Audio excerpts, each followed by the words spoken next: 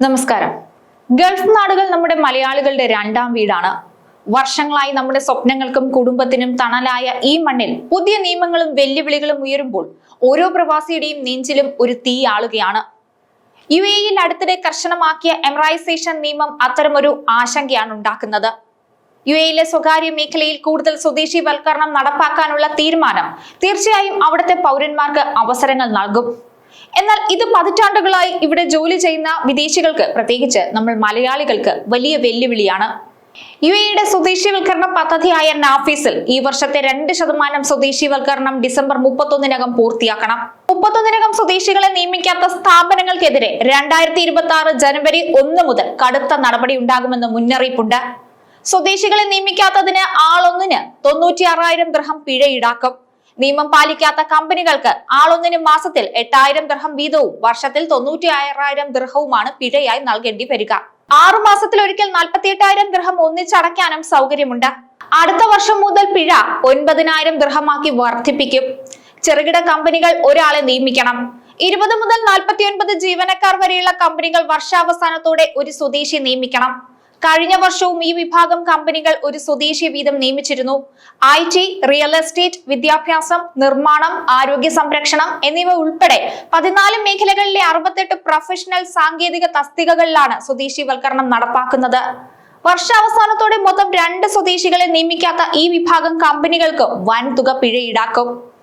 ആനുകൂല്യം സ്വദേശിവൽക്കരണം പൂർത്തിയാക്കുന്ന കമ്പനികളെ തൗത്തീൻ പാർട്ട്നേഴ്സ് ക്ലബിൽ ഉൾപ്പെടുത്തി സർക്കാർ സേവന ഫീസിൽ 80% ഇളവ് നൽകും. കൂടാതെ മറ്റു സർക്കാർ സേവനങ്ങളിൽ മുൻഗണനയും ഇവർക്കുണ്ടാകും. നിയമലംഘകരെ കണ്ടെത്താൻ ജനുവരി 1 മുതൽ പരിശോധന ഊർജിതമാക്കും.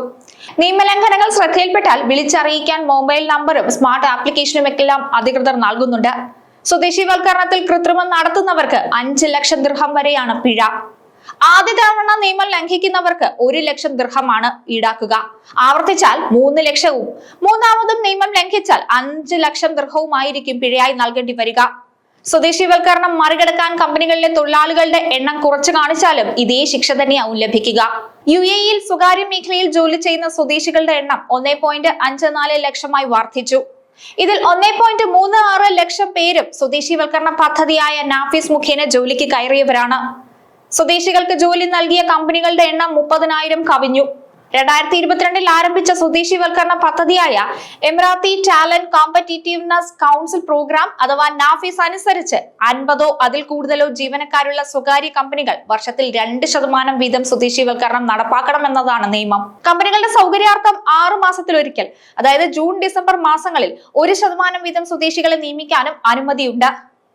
ഈ മാസം 31-ന് 4 വർഷം പൂർത്തിയാക്കുന്ന നാഫീസ് പദ്ധതി അനുസരിച്ച് മുൻ വർഷങ്ങളിലെ 6% ചേർത്ത് മൊത്തം 8% സ്വദേശിവൽക്കരണം പൂർത്തിയാക്കിയിരിക്കണം. അടുത്ത വർഷത്തെ 2% ചേർത്ത് 2026 ഡിസംബറോടെ 10% സ്വദേശിവൽക്കരണമാണ് ലക്ഷ്യം. ഗൾഫ് മേഖലയിലെ മാറ്റങ്ങൾ യാഥാർത്ഥ്യമാണ്. സ്വദേശിവൽക്കരണം പോലുള്ള നയങ്ങൾ ഇവിടെ പതിറ്റാണ്ടുകളായി അധ്വാനിക്കുന്ന പ്രവാസികൾക്കുണ്ടാക്കുന്ന ആശങ്ക ഒട്ടും ചെറുതല്ല. എങ്കിലും ഈ വെല്ലുവിളികളെ ഭയപ്പാടോടെ കാണുന്നതിനു പകരം അവയെ അവസരങ്ങളാക്കി മാറ്റിയെടുക്കാൻ ഓരോ പ്രവാസിയും തയ്യാറാകണം. വിവര സാങ്കേതിക വിദ്യയിലും മറ്റ് ആവശ്യകതകളിലും നൈപുണ്യം വർദ്ധിപ്പിച്ചും നിയമപരമായ വഴികൾ തേടിയും പുതിയ സംരംഭങ്ങളിലേക്ക് ശ്രദ്ധ കേന്ദ്രീകരിച്ചും പ്രവാസികൾ മുന്നോട്ടു പോകണം. UAE-യുടെ വളർച്ചയിൽ പ്രവാസികൾ നൽകിയ പങ്ക് വളരെ വലുതാണ്. ഈ പുതിയ സാഹചര്യത്തിൽ പ്രത്യാശ കൈവിടാതെ പരസ്പരം താങ്ങും തണലുമായി നിലകൊള്ളേണ്ടത് കാലഘട്ടത്തിന്റെ കൂടി ആവശ്യമാണ്. പ്രവാസി ക്ഷേമം ഉറപ്പാക്കാൻ സർക്കാരുകളുടെ ഭാഗത്തു നിന്ന് കൂടുതൽ സഹായം ഉണ്ടാകുമെന്ന് നമുക്ക് പ്രതീക്ഷിക്കാം.